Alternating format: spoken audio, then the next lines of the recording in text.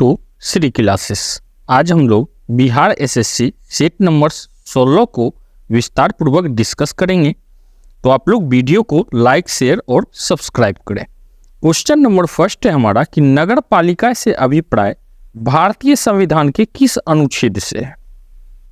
तो option A है 243 the से 243 य छ तक। तो यहाँ पे हो जाएगा ऑप्शन ए कि नगर पालिका से जो अभिप्राय है वो अनुच्छेद 243 से 243 य छ तक है।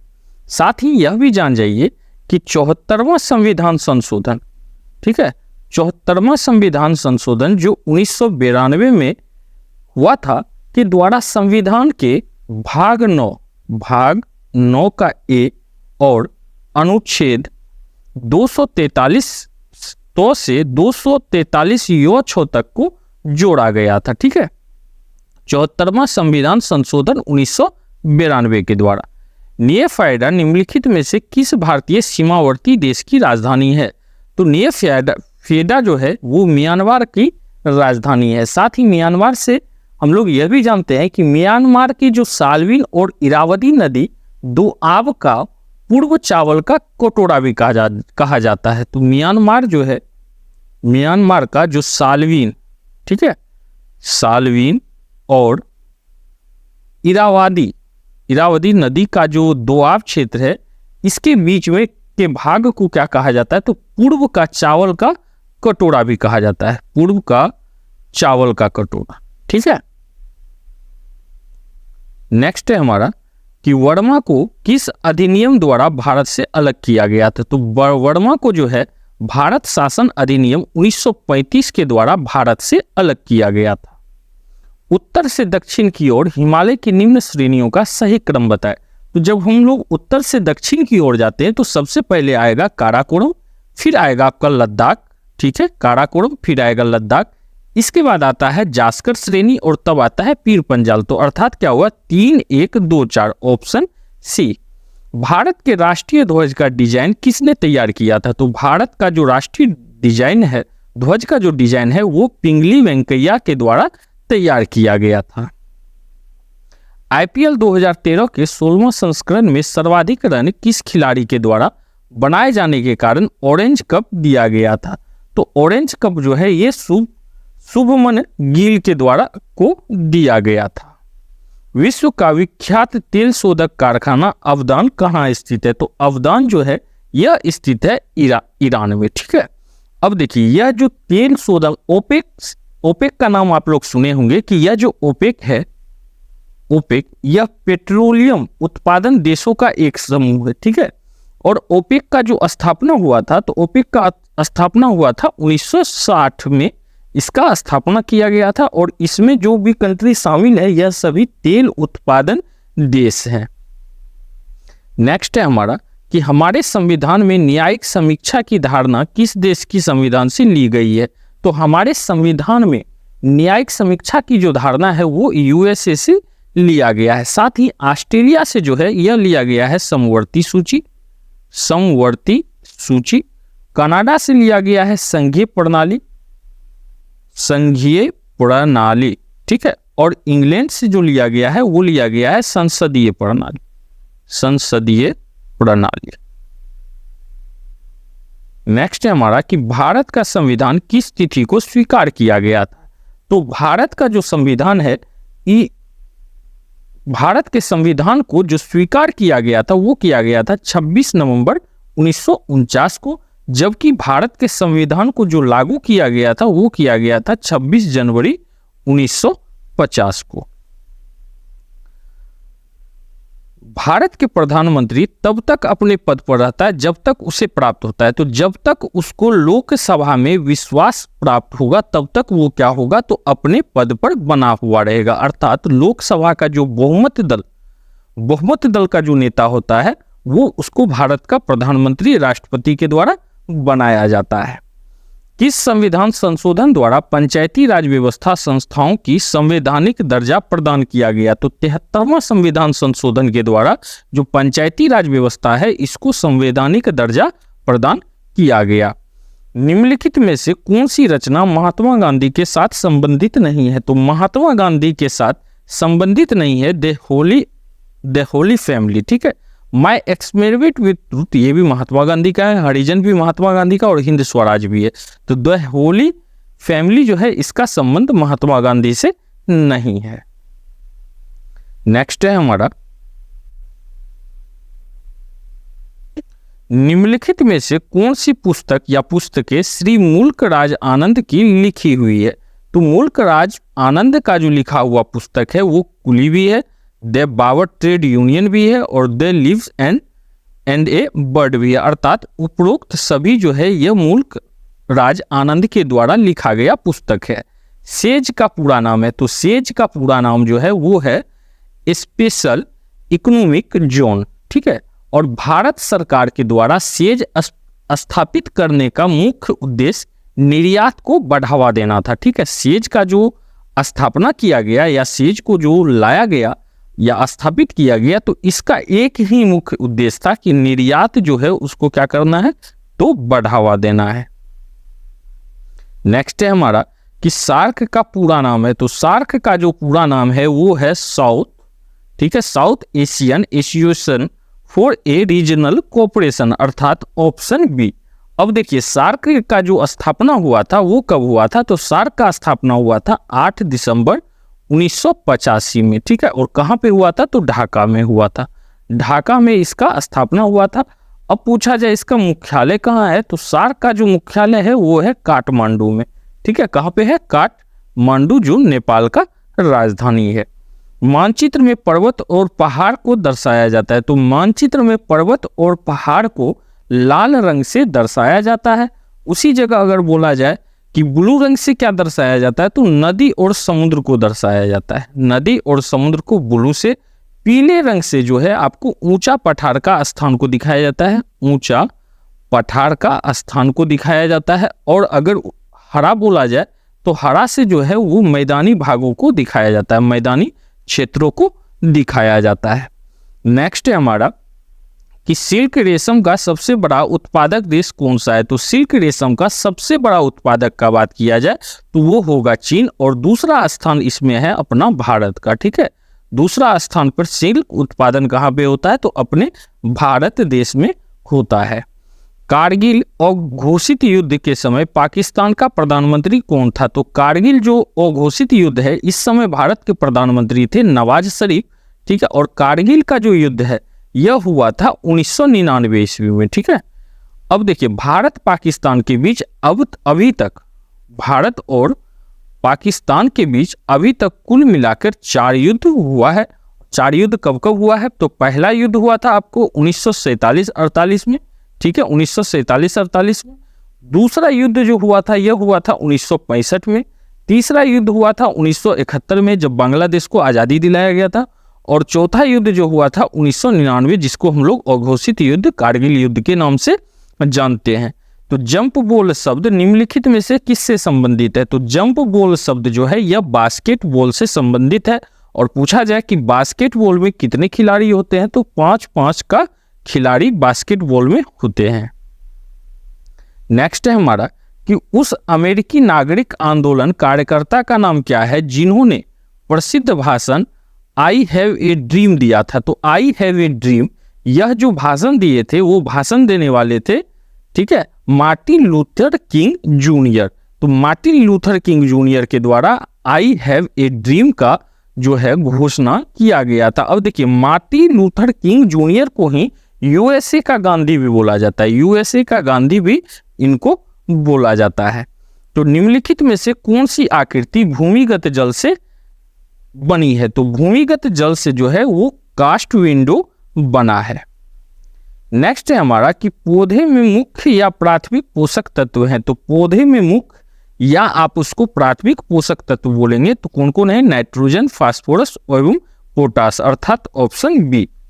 एस्किमो के घर बने होते हैं, तो एस्किमो के घर जो है वो बर्फ के बने होते हैं, जिसको क्या कहा जाता है, तो इग्लू कहा जाता है, ठीक है। इग्लू का संरचना कुछ इस टाइप से होता है, यह एस्किमो के घर बने हुए होते हैं। दिल्ली से पहले भारत की राजधानी थी, तो दिल्ली से पहले भारत की राजधानी कलकत्ता थी, अर्थात आप यहाँ जान जाइए कि 1912 ईस्वी में दिल्ली भारत का राजधानी बना है। इससे पूर्व जो है भारत का राजधानी क्या था? तो कलकत्ता था। राष्ट्रपति लोकसभा के सदस्यों में निम्न को प्रतिनिधित्व देने के लिए नामित कर सकता है। तो राष्ट्रपति जो है लोकसभा में भी 2 सदस्य जो है एंग्लो इंडियन को जो है वो क्या कर सकता है? नामित कर सकता है। नेक्स्ट है हमारा, तो आप लोग वीडियो को लाइक शेयर और सब्सक्राइब करें। नेक्स्ट है हमारा कि लाल त्रिकोण का संबंध किससे है? तो लाल त्रिकोण का संबंध है परिवार कल्याण से। और उसी जगह जैसे पूछा जा रहा है कि रेड क्रॉस से, तो रेड क्रॉस का संबंध है डॉक्टरी सहायता या एवं अस्पताल से। ठीक है, डॉक्टरी सहायता हेल्प या हॉस्पिटल से।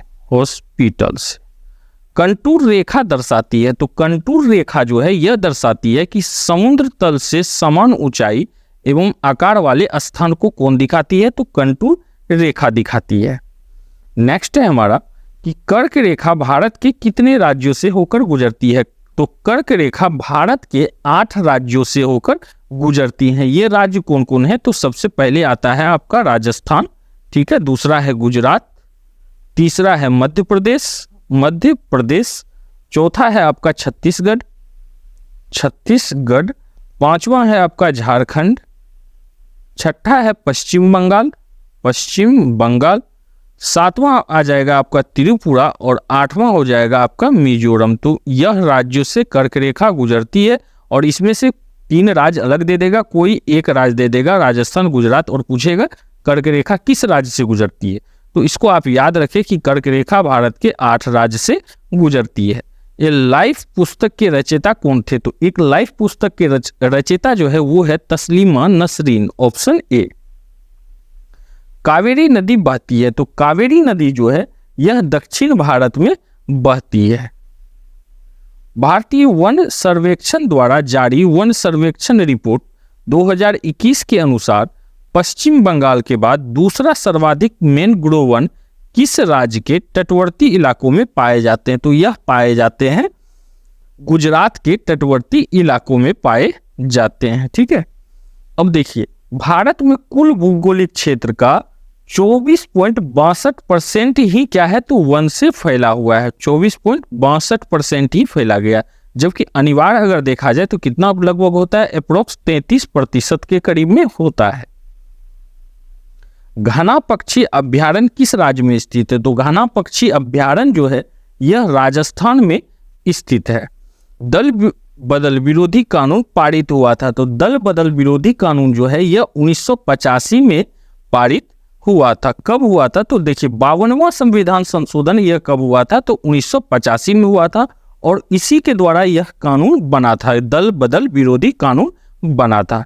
उज्जैन किस नदी के किनारे है? तो उज्जैन जो है वो शिप्रा नदी के किनारे में है, ऑप्शन सी। नेक्स्ट है हमारा कि कथकली किस राज्य का शास्त्रीय नृत्य है? तो कथकली जो है वो केरल राज्य का शास्त्रीय नृत्य है। उसी जगह आंध्र प्रदेश का क्या है? तो कुचिपुड़ी है, कुचिपुड़ी। ठीक है, तमिलनाडु का है भारतनाट्यम और असम का है बिहू। नेक्स्ट है हमारा कि निम्नलिखित में से कौन 2 राज्यों की राजधानी है? तो 2 राज्यों की राजधानी कौन सा है? तो चंडीगढ़ है। मेघास्तनीज राजदूत था, तो मेघास्तनीज जो है वो सेल्यूकस का राजदूत था। साथ ही मेघास्तनीज ने इंडिका नामक पुस्तक लिखा था, इंडिका नामक पुस्तक को लिखा था। भारत की कुल समुद्री सीमा लंबी है, तो भारत का कुल समुद्री सीमा जो है वो कितना है?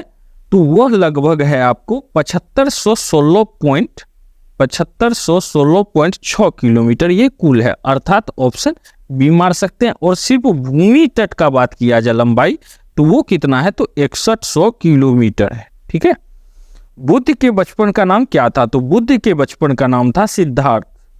हिमालय की सबसे उत्तरी पर्वत श्रेणी को कहते हैं, तो हिमालय का जो सबसे उत्तरी पर्वत श्रेणी है उसको हिमाद्री कहते हैं। ठीक है, नेक्स्ट देखते हैं हम लोग। नेक्स्ट है हमारा तिथि को और इसको मिलान करना है, इसमें देखना है कि कौन सा युग गलत है। तो कौन सा युग गलत है? 1 जुलाई डॉक्टर दिवस है, 23 दिसंबर को नेताजी जयंती है, सही है। 16 नवंबर को राष्ट्रीय प्रेस दिवस है, यह भी सही है। और 4 दिसंबर को विश्व प्राकृतिक दिवस है, तो यह गलत है। 4 दिसंबर को जो है नौसेना दिवस है। कौन सा है? तो नौसेना दिवस है।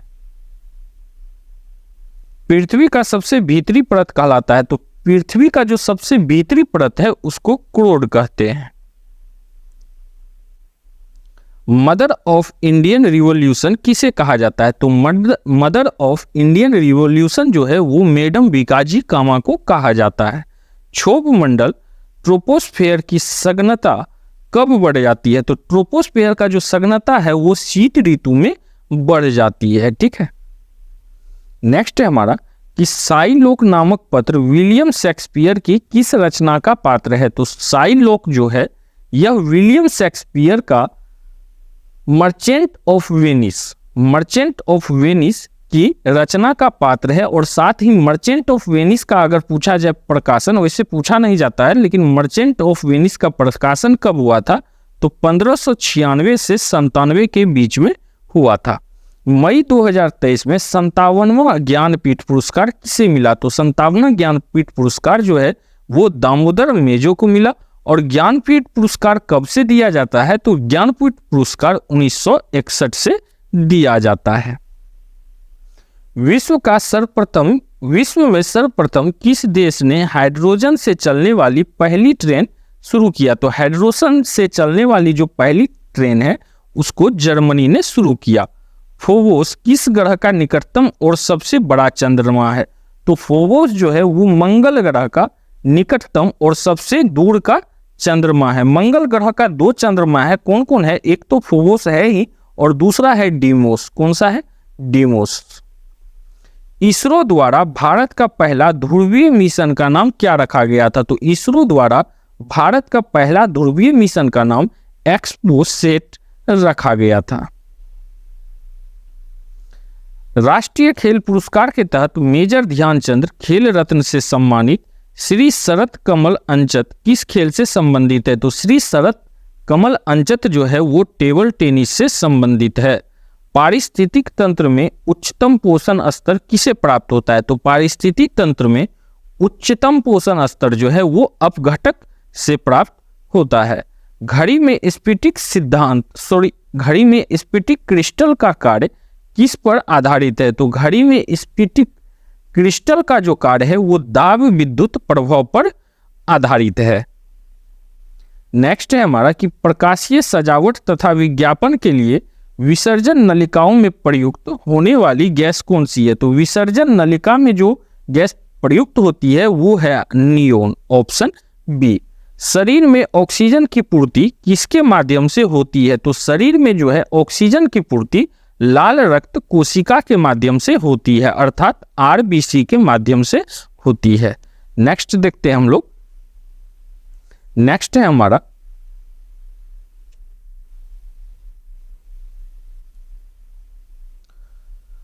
सोडा जो बारूद बनाने के काम में आता है का रासायनिक नाम क्या है? सोडा जो बारूद बनाने का काम में आता है इसका रासायनिक नाम होता है पोटासियम नाइट्रेट और इसका रासायनिक सूत्र होता है KNO3।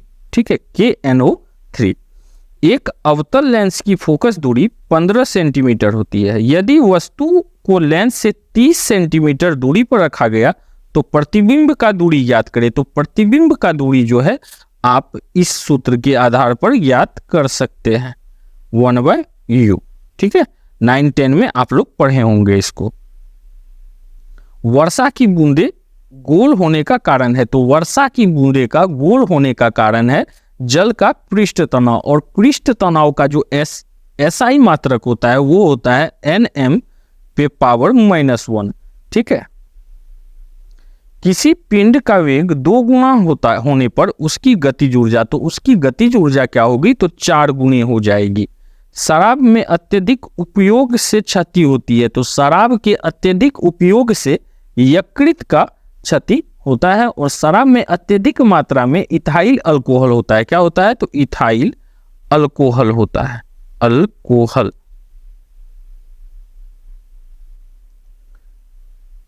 सेलों तथा खनिजों में सर्वाधिक मात्रा में पाए जाने वाला तत्व है। तो सेलों और खनिजों में जो है सर्वाधिक मात्रा में पाए जाने वाला खनिज कार्बन है, और कार्बन का जो परमाणु संख्या है, कार्बन का परमाणु संख्या होता है 6, ठीक है। और यह किस ब्लॉक का तत्व है? तो यह पी ब्लॉक का तत्व है। इसको भी याद रखिएगा कि कार्बन जो है वो पी ब्लॉक का तत्व है।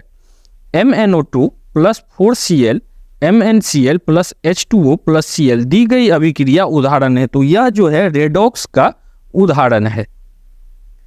नेक्स्ट है हमारा कि दही का जमना कौन सी प्रतिक्रिया है? तो दही का जो जमना है वह एक रासायनिक प्रतिक्रिया है। सोडियम सल्फेट और बेरियम क्लोराइड की अभिक्रिया में बनने वाला सफेद अवक्षेप क्या होता है? तो यह जो सफेद अवक्षेप होता है यह होता है बेरियम सल्फेट का। आधुनिक आवर्त सारणी में अंतिम उपधातु है। तो आधुनिक आवर्त सारणी में अंतिम उपधातु जो है वो है पोलोनियम, ठीक है। यदि अम्ल की प्रतिक्रिया जिंक के टुकड़े से कराई जाए तो कौन सी गैस निकलती है? तो अगर अम्ल का प्रतिक्रिया जिंक के टुकड़े से कराई जाती है तो वहां से हाइड्रोजन गैस निकलती है। नेक्स्ट देखते हैं हम लोग कि ध्वनि तरंगों की गति 700 ms पे पावर -1 है और ध्वनि तरंग 7 किलोमीटर की यात्रा करने में कितना समय लेगा? तो 7 किलोमीटर का यात्रा करने में इसको 10 सेकेंड का समय लगेगा। मीथेन गैस बनती है। तो मीथेन गैस जो है वो सोडियम एसीटेट को सोडा लाइम के साथ गर्म करने पर मीथेन गैस बनती है। नेक्स्ट है हमारा, नेक्स्ट हम लोग देखते हैं हीरा और ग्रेफाइट में मुख्य अंतर है। तो हीरा और ग्रेफाइट में जो है मुख्य अंतर है चतुष्फलकीय संरचना और षष्ठकोणीय संरचना का। ऑप्शन ए का। शुष्क सेल में जिंक की सतह पर होती है। तो शुष्क सेल में जिंक की सतह पर ऋणात्मक होती है, ठीक है। नेक्स्ट है हमारा कि आदर्श गैस नियम अनुसार गैस का ग्राम अणुक आयतन कितना होता है? तो गैस का ग्राम अणुक आयतन जो होता है वो 22.4 L होता है। मानव में कौन सा रक्त ग्रुप प्रायः अधिक पाया जाता है? तो मानव में जो है सर्वाधिक अगर कोई रक्त ग्रुप पाया जाता है, अधिक मात्रा में पाया जाता है, वो होता है बी पॉजिटिव। किशोरों के प्रति दिन औसत मात्रा वाले कितने संतुलित आहार देना चाहिए? तो किशोरों को प्रतिदिन जो है औसत मात्रा वाले जो आहार का अगर बात किया जाए तो 3 आहार देना चाहिए। Synthetic fibre, synthetic rubber, plastic, hard staff, drugs और फार्मास्यूटिकल्स के निर्माण के लिए किसका उपयोग किया जाता है? तो यह उपयोग किया जाता है पेट्रो रसायन का। कुछ बहुकोशिकीय सजीव में जैसे राइजोपस, मशरूम और कुछ जीवाणु एस्परजिल्स इत्यादि का प्रजनन किस प्रकार होता है? तो इसका जो प्रजनन होता है वो बीजाणु के द्वारा होता है। नेक्स्ट एंड लास्ट प्रश्न को हम लोग देखेंगे कि साइक्लोटोस्टोमेटा जबड़े रहित डैश होते हैं। तो यह जबड़े रहित जो है केशु होते हैं। तो अर्थात ऑप्शन डी। तो आप लोग वीडियो को लाइक, शेयर और सब्सक्राइब करें। तो इसी के साथ हम लोग सेट नंबर जो है हमारा 16 उसको हम लोग समाप्त किए। तो मिलते हैं एक नए सेट के साथ। धन्यवाद।